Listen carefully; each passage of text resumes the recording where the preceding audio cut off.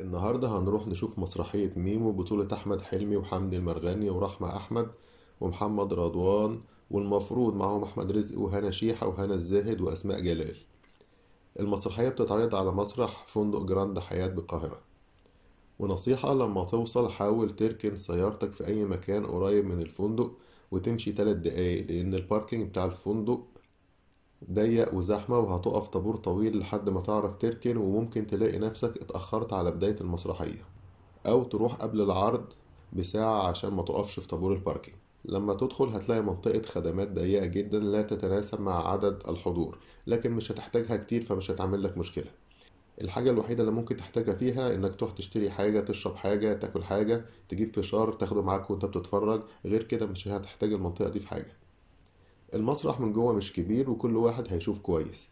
المسرحية بتتكلم عن ازاي ان السوشيال ميديا بقت مهنة من لا مهنة له، وهل العمل كبلوجر او انفلونسر او اي حاجة على السوشيال ميديا دي حاجة كويسة ولا حاجة مش كويسة. يا سلام، ايوه. ليه بقى دورت الكشافات؟ عشان تصوروا صورة فتفضل على تليفونكم، وكل ما تشوفوها تفتكروا الحكاية دي، تفتكروا حكايتكم. ايوه، تفتكروا ان ما ينفعش حتة الحديدة دي تتحكم فيه، ولا تتحكم في مشاعرنا، ولا تتحكم في انسانيتنا. صوروا صورة، صوروا صورة بس. معلش ثانية واحدة. المسرحية بيغلب عليها طابع مسرح مصر اللي بيعتمد على الإفيهات والخروج عن النص والتريقة والهزار على الممثلين بينهم وبين بعض، زي مثلا محمد رضوان مثلا يهزروا عليه على إنه يهودي في إشارة لدوره في مسلسل عمر أفندي، أو حمدي المرغني يهزر على نفسه إن عمره ما عمل مسرحية ليها نص، وهكذا الجو بتاع مسرح مصر ده. بصفة عامة هتقضي وقت ظريف في المسرحية وهتبقى سهرة ظريفة. امتى تروح المسرحية؟ تروح المسرحية لو انت بتدور على سهرة خفيفة فيها ضحك وهزار وتخرج منها مبسوط. امتى ما تروحش المسرحية؟ لو انت بتدور على فن المسرح كما انزل، اداء ونص واخراج وقصة، اللي هو فن المسرح بتاع زمان، المسرح الحقيقي بقى اللي بيتدرس ده. لكن لو عايز مسرح هزار كده جو مسرح مصر وتخرج مبسوط، ممكن تروح المسرحية دي. أغرب حاجة في المسرحية دي إن نص أبطال العرض المعلن عنهم ما كانوش موجودين في العرض، ومع ذلك المسرحية شغالة وظريفة ومحسيتش بأي فرق. فهل في نص ممكن يتشال منه نص الممثلين ومع ذلك المسرحية تمشي عادي مفيش فيها مشاكل؟